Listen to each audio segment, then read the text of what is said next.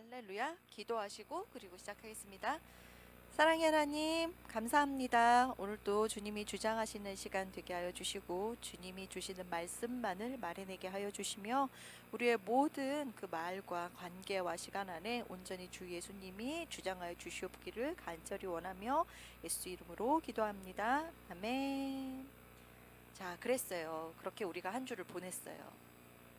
자, 그래서 우리가 지난주까지 하나님과의 관계를 마무리 짓고 이제 드디어 남편과의 관계에 들어갈 건데, 그 전에 앞서서 우리가 결혼에 대해서 이야기를 하고 넘어가야 되겠다 싶어서 요 시간을 마련했어요. 그래서 오늘은 남편과의 관계에 들어가기 전에 자, 우리가 결혼에 대해서 그동안 어떤 의미를 갖고 어떤 목표를 갖고 있었는지에 대해서 오늘 한번 같이 나누어 볼게요. 자, 여기 계신 분들은 다 결혼을 했어요. 그죠? 할렐루야예요. 자, 우리가 한 결혼에 대해서 우리가 한번 오늘 찬찬히 생각해보고 이야기를 나누어 볼 건데요. 여러분은 결혼의 의미에 대해서 한번 생각해 보신 적이 있을까요? 결혼은 무엇이고, 결혼은 내가 왜 했고, 저는 그닥 그렇게 철학적이지 않아서 결혼에 대해서 깊이 생각해 본 적은 없었던 것 같아요. 그냥 어느 날 내가 좋아하는 사람이 생겼고 그 사람이랑 밤에 헤어지기 싫고 그냥 같이 있고 싶고 가정을 이루면 참 행복하게 살 수 있을 것 같다는 생각에 그냥 결혼을 한 것이지, 의례 인간이 겪는 관혼상제 중에 하나로 그렇게 결혼을 생각했지, 결혼에 대해서 크게 의미를 두거나 깊이 생각해 볼 일은 별로 없었던 것 같아요. 그런데 이제 제가 신앙생활을 하면서 하나님을 만나고 그 결혼 안에서 하나님이 얼마나 큰 계획과 목적을 갖고 계신지를 배우고 난 이후에 내가 굉장히 중요한 자리에 굉장히 의미 있는 것을 해내고 있구나라는 걸 깨닫게 됐어요. 자, 그래서 오늘 결혼의 의미를 한번 생각해 보자고요. 요즘 특히 현대사회에서는 결혼의 의미가 굉장히 좀 이렇게 축소되어 있어요. 저부터도 제가 고백했던 것처럼 결혼은 하면 하는 거고 못하면 안 하는 거고, 더 나아가서 어른들은 야, 놀 만큼 놀다가 정말 할 거 없을 때 그때 결혼해 이런 얘기. 그죠? 그리고 너 혼자 살 능력이 충분하면 굳이 결혼 안 해도 돼 라는 이야기들도 서슴없이 하고 있는 그런 현대 사회예요. 자, 그런 이야기를 들었을 때 여러분은 어떤 생각이 들었을까요? 그 의견에 동조를 했을까요? 그래도 그건 아닌데 라는 생각을 가졌을까요? 자, 우리가 그런 지금 세상에서 얘기하는, 현대사회에서 얘기하는 그런 결혼의 의미를 조금 내려놓고 과연 하나님이 말하시는, 성경 안에서 말하시는 결혼은 과연 무엇인가에 대해서 한번 이야기를 해볼게요. 자, 결혼은 굉장히 오래된 제도예요. 거슬러 올라가서 창세기까지 한번 올라가 봅시다. 하나님이 제일 첫 번째 무엇을 만드셨어요? 아담을 만드셨잖아요. 에덴 동산에 우리 아담을 딱 만들어 놓으셨어요. 근데 아담 혼자 있는 게 별로 보기 좋지 않다. 하나님이 만드신 것 중에서 보기 좋지 않다라고 얘기한 건 딱 그거 하나였어요. 자, 그래서 하나님이 하와를 만들어 주셨죠. 이거는 우리가 신앙생활하면서 맨날 들었던 얘기예요. 저도 그렇게 맨날 들어서 그냥 그런가 보다 했어요. 그런데 왜 하나님이 아담에게 하와를 만들어 주셨을까요? 아담에게 자식을 만들어 줄 수도 있었는데, 뿅, 아들을 하나 딸을 하나 자식을 만들어 주셨을 수도 있었는데, 아니면 아담이 심심했으면 아담이 사귀기 좋은 진정한 그런 소울메이트, 친구를 만들어 주셨을 수도 있었을 텐데, 아니면 하나님의 말씀을 같이 이렇게 나누고 배우고 하는 스승과 제자의 관계를 만드실 수도 있었을 텐데, 왜 하나님은 아담에게 하와를 만드셨을까요? 그거부터가 우리가 한번 다시 곰곰이 생각해 봐야 할 하나님의 역사적인 사건이 아닌가. 하나님이 이 세상, 그 에덴 동산을 만드시고 제일 첫 번째로 만든 제도가 바로 결혼이에요. 아담에게 하와를 만들어 주신 그 이유가 결혼이라는 거죠. 자, 그 결혼은 하나님이 만드신 최초의 제도이자 현재까지도 이어지고 있는 가장 오래된 제도예요. 인간의 제도 안에서. 그것만 봐도 우리가 그냥 결혼이 하면 하고 안 하면 안 해도 되는 그런 가벼운 의미가 아닌 것 같다는 게 어렴풋이 조금은 느껴지겠죠? 처음부터 하나님이 계획하신 그런 제도라는 거. 자, 그럼 좀 더 나아가서는 그 하나님이 왜 굳이 아담에게 아들을 만들거나 친구를 만들거나 스승을 만들지 않고 하와를 만들어 주셨을까? 이거는 장차 하나님의 아들 예수 그리스도와 우리가 이루고 있는 교회, 우리의 몸된 교회가 연합되어서 이룰 그 모습을 예표하는 형상인 거예요. 결혼 자체가. 조금 어려워요. 저도 이 말은 잘 어려워요. 왜냐면 우리가 아직은 그 결혼 생활에서 그리스도와의 합해지는 그 합입점을 잘 찾아내지 못했기 때문이라고 저는 생각해요. 하지만 진리는 우리에게 남자 여자를 만드시고 남자와 여자랑 형상을 만드시고 결혼한 제도를 만드신 거는 장차 우리가 그리스도와 연합하는 그 예표를 보여주기 위해서 만드신 거고, 그게 결혼의 최종적인 목적이라는 게 성경에서 나오는 진리입니다. 이걸 우리가 좀 더 쉽게 풀어볼게요. 자, 그러면 에베소서 말씀에 그게 있어요. 그리스도가 교회를 사랑하는 것 같이 남편이 아내를 사랑하고, 우리가 주께 복종하듯이 아내가 남편에게 복종하라는 말씀이 있잖아요. 가장 외면하고 싶은 말씀이었어요. 자, 그러면 일단 내가 복종하는 거는 일단 내려놓고, 그러면 그리스도가 교회를 사랑하듯이, 그럼 예수님이 교회를 사랑하듯이, 그럼 예수님이 어떻게 교회를 사랑하듯이 그렇게 했을까? 예수님이 교회를 어떻게 사랑하셨어요? 예수님이 하나님의 아들로 이 세상에 왔지만, 그럼 하나님의 권능과 권위가 있었겠죠? 하지만 그 모습을 취하지 않고, 하나님의 모습을 취하지 않고, 동등함을 취하지 않고 스스로 겸허히 낮아지심으로 사람의 육신으로 겪을 수 있는 그 모든 일들을 다 겪으시고 순종하시고 그 말씀에 따라서 자신의 몸을 십자가에 내어드리는 것까지 이루셨잖아요. 그것처럼 우리도 결혼 안에서 서로에 대한, 그리스도가 교회를 사랑한 것 같은 내가 남편을 사랑함과 남편이 나를 사랑함과 서로의 섬김이 있어야 된다는 이야기죠. 그래서 우리가 그걸 예표라고 할 수 있는 거고, 그게 결혼의 최종 목적이라고, 목표라고 할 수 있는 거예요. 근데요 사모님, 저는 지금 결혼 생활이 전혀 그렇지 않은데요. 맞아요. 저도 그래요. 저도 아직은 이루어 가고 있는 상황이에요.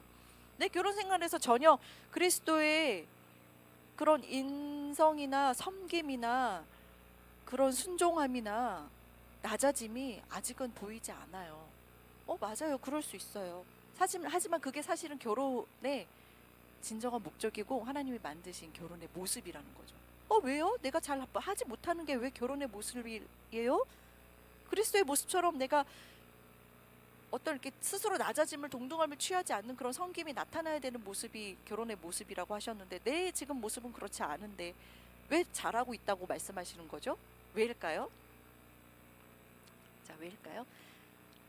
우리가 지난주에 잠깐 나누었었는데, 나를 가장 잘 드러낼 수 있는 것, 나의 밑바닥을 가장 잘 드러낼 수 있는 것, 내가 숨겨놓은 모습을 제일 잘 끄집어낼 수 있는 거는 남편하고 자식이에요.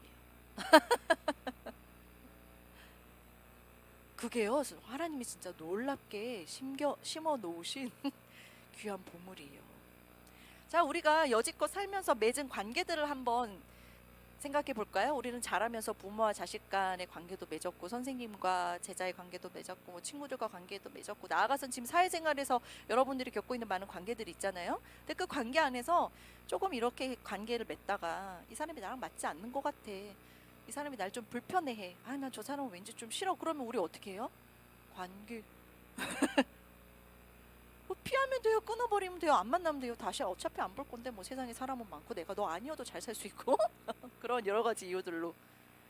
자, 하지만 남편은, 자식은 어려워요. 너무 어려워요. 맨날 봐야 되니까. 아침에 일어나도 봐야 되고, 이따가 퇴근하고 또 봐야 되고, 오늘 내일이 아니라 죽을 때까지 봐야 되고. 우리 남편들은 왜 그럴까요? 그렇기 때문에 그렇기 때문에 하나님이 결혼 안에서 내게 남편을 주신 거예요. 왜? 나를 잘 드러내기 위해서. 내 모습을 발견하기 위해서. 내가 내 남편으로 인해서 내 모습이 발견되어야만 하나님이 나를, 이런 나를, 와 진짜 그지 같은 나를 사랑하시는 거를 깨달을 수 있어요. 내가 부셔줘야지만. 자, 나를 잘 부실 수 있는 최고의 도구는 누구다? 남편이다. 그래서 남편이 어려운 게 은혜예요. 남편이 어렵다는 건 그만큼 내가 많이 깨지고 있다는 얘기거든요. 나의 다듬어지지 않은 부분들이 많이 보이고 있다는 얘기거든요. 아, 갑자기 막 반성이 되나요? 자, 이렇게 얘기를 하면 또 이렇게 혹 이야기하시는 분들도 있어요. 내가 남편으로 해서 나의 잘못된 모습들이 보이는 것처럼 남편도, 그럼 반대로 남편도 깨달아야 되잖아요. 나로 인해서 자기 좀 못난 모습들이 좀 이렇게 발견되고 돼야 되잖아요. 그럼 남편들도 그래야 되잖아요 라고 억울하다고 얘기하시는 경우가 종종 있어요. 나만 왜 다루심을 받아야 돼요? 자, 우리가 그래서 이런 문제의 답을 얻기 위해서 남편과의 관계를 하기 전에 하나님과의 관계를 먼저 했던 거예요. 남편을 향한 하나님의 시간이 있어요. 계획이 있어요. 그 남편이 어떻게 변할지는 그냥 하나님 알아서 하세요. 내버려 두자고요. 나는 하나님과의 관계가 바로 서서 내 사랑의 양동이, 내 마음이 하나님이 주시는 사랑으로 충만하게 채워지면 이 남편이 어떻게 변하고 이 남편이 나를 어떻게 대하든 그 공급을 하나님으로부터 받으면 되는 거예요. 그 남편이 나를 다루는 도구로서 나를 어렵게 하고 나를 다루는 거, 나를 드러내는 거가 하나님 안에서 보상받고 치유받고 다시 그 상처에 새살이 돋게 하면 남편은 왜 안 바뀌어요라는 그런 억울함은 조금 사라지지 않을까요? 자, 여기는 지금 우리 아내들만 있어서 제가 아내들의 관점에만 얘기를 하는데, 제가 남편들이 여기 있으면 남편들에게도 똑같이 얘기해요. 여러분 남편들이시잖아요. 그리스도가 교회를 사랑한 것처럼 여러분 남편들도 아내를 그렇게 사랑하세요? 라고 얘기를 물어봤을 때 사랑합니다 라고 자신 있게 대답하는 남편들은 한 명도 없었어요. 왜요? 그들도 그들의 찔림이 있어요. 그러니까 그들은 그들대로 그냥 내버려 두자고요. 하나님이 다루실 때 나는 내 안에서 남편으로부터 드러난 내 모습들을 하나님 함께 발견하면서 그렇게 나아가는 건데, 자, 지금처럼 그 이론처럼 내가 잘 드러날 때마다 하나님이 다루심을 받고 막 이러면 얼마나 이상적이겠어요. 그죠? 근데 이게 잘 훈련되지 않아서 때로는 이렇게 내 나쁜 모습이, 나의 그 바닥들이 드러나는 게 정상인데, 이게 정상인지 깨닫지 못하는 사람들은 이걸 어떻게 받아들일까요? 아, 이 사람은 날 맨날 괴롭게만 하고 날 맨날 울게만 하고 나를 막 불행하게만 하고, 와, 난 결혼에 실패했어. 끝내야 되겠어. 결혼을 끝내고 이혼하는 게 이제는 너무 쉬워졌죠. 우리가 이혼한 사람들을 모두 정죄할 수는 없어요. 그들도 그들 나름의 방법이 있고 상황이 있고 시간이 있었겠죠. 하지만 우리가 이혼을 결정할 때의 그 결정에 더해지는 그런 의견들이 정말 내가 다루심 받기 싫어가지고 이 남자가 끝내려고 하는 건지, 그 이혼의 결정에 하나님의 개입이 얼마나 있었는지 그거는 다시 한번 확인해 보고 내 주변에 이혼을 고민하는 사람들에게 확인시켜주고, 그렇게 해서 만약에 나의 요소들로 인해서 내가 다루심 받는 게 싫어서 결정한 이혼이라서 그렇게 이혼을 하고 또 다른 사람을 만나면, 내가 다루어지지 않은 채로 새 사람을 만나면 똑같이 그건 또 반복이 되는 거죠. 왜냐? 하나님은 내게 그런 요소들을 제하기 위한 목표를 갖고 계시니까 그거를 다루시기까지는 계속 같은 도구를 사용할 수밖에 없어요. 우리가 이거를 이론을 잘 가지고 있으면 내 삶에도 적용할 수 있고, 또 내 주변에 많잖아요. 사실 이런 문제로 고민하는 부부도 굉장히 많거든요. 그들에게 우리가 그래도 방향을 조금 잡아줄 수 있는 그런 하나님의 빛과 소금의 역할을 감당할 수 있지 않을까. 나아가서는 우리 자녀들에게도 결혼의 의미와 이혼의 의미와 그런 것들을 좀 하나님의 관점에서, 성경적 관점에서 설명해 줄 수 있겠죠.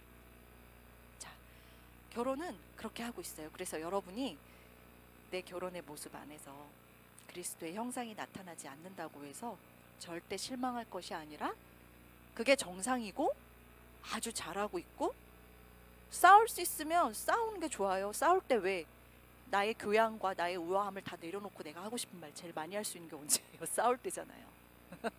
솔직하게 막 얘기할 수 있는 게. 싸우고 난 다음에 마무리 잘 하면 돼요. 하나님 안에서. 그리고 막 싸울 때 드러났던 내 모습들을 내가 스스로 받아들이면 돼요. 나 이렇게 나쁜 년이구나. 그렇게 나의 부족함을 발견할 수 있도록 잘하고 계시다고 이야기해드리고 싶고, 격려해드리고 싶고, 그렇다고 막 오늘 가서 싸움거리를 만들라는 얘기는 아니고, 그렇게 서로에 대해서, 내 결혼 생활에 대해서 좀 더 아름답게 바라볼 수 있었으면 좋겠다는 얘기를 해드리고 싶었어요. 그게 결혼의 모습이고 하나님이 만들어 놓으신 모습이니까 그걸로 인해서 어려워하지 않으셔도 된다는 거. 자, 그러면 아까 내가 이렇게 다루심 받는 것처럼 남편도 이렇게 다루심을 받았으면 좋겠어요 라고 우리는 그렇게 억울한 부분이 있을 거라고 제가 얘기를 했었잖아요. 자, 물론 남편도 남편이 다루심을 받고 그의 밑바닥이 나로 인해서 그의 밑바닥이 드러나고 그도 그 스스로 본인이 죄인인 것을 더 많이 자각할 수 있겠죠. 그래서 하나님과의 관계가 더 깊어지고 나도 하나님과의 관계가 더 깊어지고, 그래서 우리 둘은 어떻게 되는 걸까요? 처음에는 막 서로 막 눈 맞아가지고 뜨거운 사랑으로 1분 1초라도 헤어지기 싫어서 너무 붙어있고 싶어서 그런 사랑으로 결혼을 했지만 그 사랑은 몇 개월 가셨어요? 몇 개월 가셨어요? 1년 넘으셨어요? 2년 가든가요? 그 뜨거운 사랑이?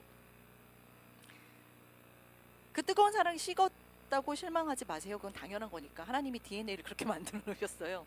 자, 그 사랑이 식었다고 해서 그러면 결혼 생활이 행복하지 않는 건 아니겠죠? 그 사랑이 이제 좀 더 성숙되어져 가야 돼요. 뭘로? 우정으로. 사모님, 우정이 뭐예요? 어떻게 결혼 사이에, 부부 사이에 사랑이 아닌 우정이 있을 수 있어요? 자, 지금부터 그 얘기를 한번 해볼게요. 남편도 남편의 다루심을 받겠죠? 나도 하나님 안에서 다루심을 받겠죠? 자, 이 과정이 쉬울까요? 어렵잖아요. 아프잖아요. 하기 싫잖아요. 하나님, 나 그냥 적당히 좀 내버려 두시면 안 될까요? 나 좀 모른 척하고 두시면 안 될까요? 나 좀 혼자 있고 싶은데요. 막 이럴 때 있잖아요. 자, 남편도 그럴 때가 있겠죠.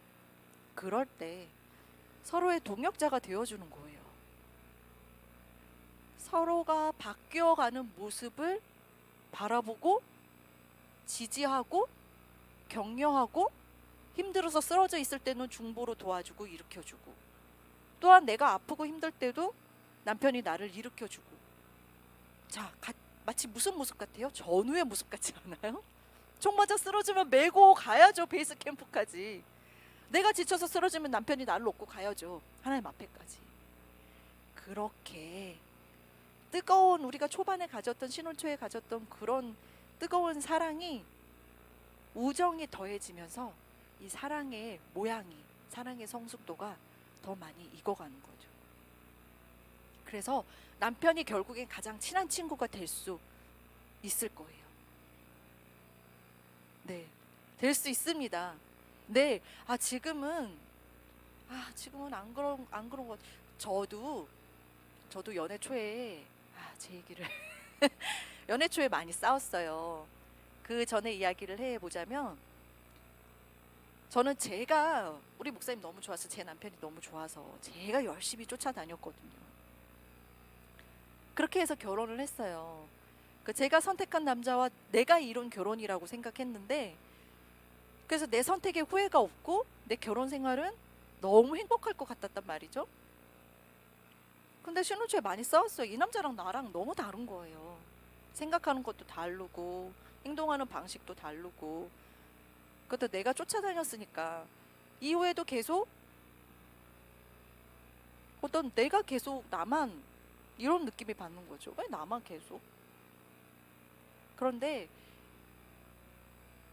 그렇게 싸우면서, 교회 안에 있으면서 서로를 더 좀 알아가겠더라고요. 내가 이런 얘기를 하면 남편이 진짜 싫어하고 이 선을 넘으면 싸움이 깊어지는구나를 싸우면서 기술로 터득하게 됐어요. 서로 좀 알아가는 거죠. 남편도 제가 무슨 말을 싫어하고 어떤 행동에 상처를 받는지 남편도 이제 알게 됐어요.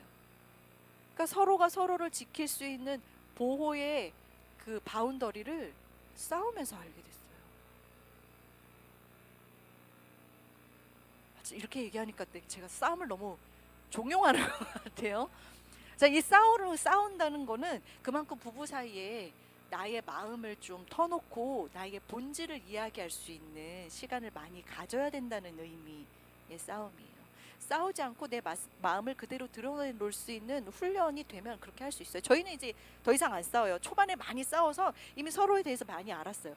지금은 내 마음을 아주 제일 솔직하게 꺼내놓을 수 있는 방법을 서로가 알고 내 마음을 제일 솔직하게 얘기할 수 있는 가장 친한 친구가 됐어요. 그래서 쿵 하면 짝이 돼요. 굳이 내가 이야기하지 않아도 내가 이런 감정을 갖고 있을 거라는 걸 남편이 이미 벌써 알고 있어요. 이렇게 되기까지는 우리도 많이 시간을 보내고 대화를 많이 하고 그 대화를 두려워하지 않았다는 거예요. 대화를 많이 해야 된다고 해서 막 하루에 한두 시간 막 이렇게 그런 양적인 대화보다는 질적으로 단 5분 대화를 하고 단 10분 대화를 하더라도 진짜 내가 나를 다 꺼내놓을 수 있는 대화를 해야 되겠죠. 왜? 남편이 진짜 친구가 되어야 하니까. 우리 끝날까지 함께 해야 되니까. 하나님이 나를 통해서 내가 변해가는 모습을 남편이 보고 은혜를 받아야 되고, 남편이 변해가는 모습을 보고 내가 하나님의 살아계심을 체험할 수 있는 관계가 되어야 되는 거예요. 그래서 남편과 부인 결혼이 그렇게 중요한 거예요. 그래서 하나님이 아담에게 하와를 주신 거예요. 그래서 하나님이 여지까지도 그 결혼을 그렇게 유지시켜주고 계신 건데 어때요? 이전보다는 그 결혼의 의미와 색깔과 기능들이 점점 더 태화되고 있고 타락되어 가고 있고 축소되어져 가고 있고, 거기에 대해서 우리는 좀 경각심을 가져야 돼요. 야, 결혼해야 돼. 애는 반드시 낳아야 돼. 이게 어떤 구시대적인 그런 이야기가 아니라 정말 흔들리지 않게 우리가 지켜내야 할 정말 너무나도 중요한 제도이고 하나님의 방법이라는 거죠. 주변에 결혼을 고민하고 있으신 분들 있으면 결혼하라고 빨리. 무조건 결혼하라고. 자, 근데 그럴 수 있어요. 결혼을 고민하는 현대 사회의 많은 청년들을 보면 뭔가 내가 준비가 다 되어 있고 내가 뭔가를 갖추어 놔야 결혼을 한다라는 전제를 깔고 있어요. 그렇지 않나요? 그래서 더 결혼을 못하는 것 같고, 또 결혼에 합당한 배우자를 찾는 것이 굉장히 까다로워요. 그 까다롭다는 얘기는 이미 완성되어진 배우자를 찾으려고 하는 것 같아요. 그러니까 점점 더 어려워지는 것 같아요, 결혼이라는 거. 우리가 앞서서 계속 결혼에 대해서 얘기했던 것처럼 결혼은 결혼하면서 만들어져 가는 거예요. 다 만들어져 있는 것에 결혼을 첨가시키는 것이 아니라 결혼하면서 내가 나를 만들고 경제적 이윤도 얻고 더 책임감도 가지고. 근데 사모님, 그러면 서로가 이렇게 다루어져 가는 그런 남편과 아내의 사이가 굳이 결혼을 하지 않아도 요즘은 그냥 같이 살면서도 충분히 가질 수 있지 않을까요? 동거하면서도 가질 수 있지 않을까요? 굳이 꼭 결혼을 해서 법적으로 두 부부가 이렇게 맺어줘야지만 가질 수 있을까요? 라는 질문들도 받았었어요. 자, 그걸 다시 한번 생각해 볼까요? 동거는 약간 비겁한 방법 같아요. 제가 보기에는. 왜냐? 도망갈 구멍을 하나 만들어 놓은 거거든. 나 너랑 마음이 별로 맞지 않고 사는 것이 힘들면 우리 어떠한 복잡한 절차를 거치지 않고 아주 간단하게 끝낼 수 있도록 약간 인스턴트 식으로 우리가 한번 살아보자라는 그런 방법이 아닐까 싶은 생각이 들어요. 자, 반대로 얘기하자면 우리가 어떤 이렇게 법적 구속력을 갖고 있는 것이 결혼이잖아요.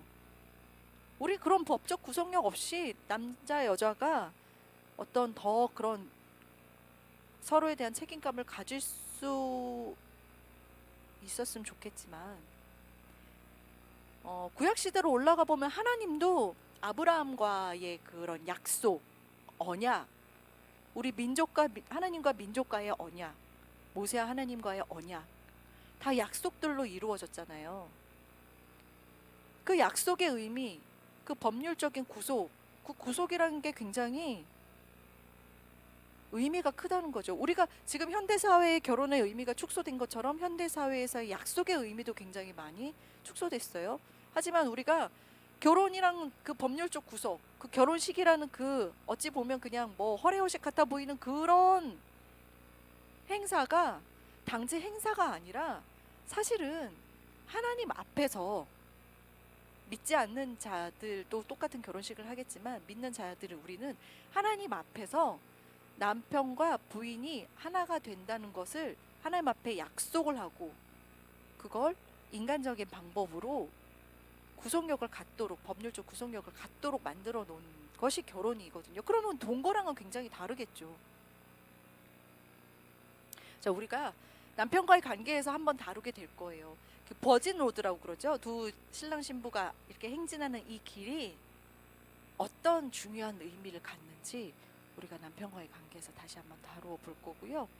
그 결혼의 의미가 갖는 그 목적과 기능들이 무엇인지를 우리가 다시 이 시간을 통해서 잘 좀 되새겨놔야, 그래야 우리가 앞으로, 우리가 이제껏 살아온 남편과의 시간보다 우리가 앞으로 살아갈 남편과의 시간이 더 많잖아요.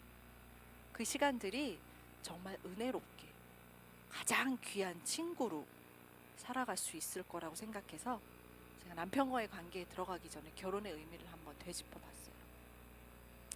자, 우리가 매번 얘기하지만 안다는 거에 대해서 이미 완성되진 않아요. 우리가 결혼의 의미를 알았으니까 지금부터 방향 설정을 하고 남편을 하나님의 시각으로 바라볼 수 있는 훈련을 할 수 있었으면 좋겠어요. 자, 이렇게 나하고 남편과의 관계가 사랑의 우정이 더해진 그런 완전한 사랑의 모습을 갖고 있는 모습을 자녀들에게 보여주는 것이 우리가 자녀들에게 줄 수 있는 가장 큰 선물이라는 것이 또 자녀의 관계에서 또 한번 나옵니다. 네.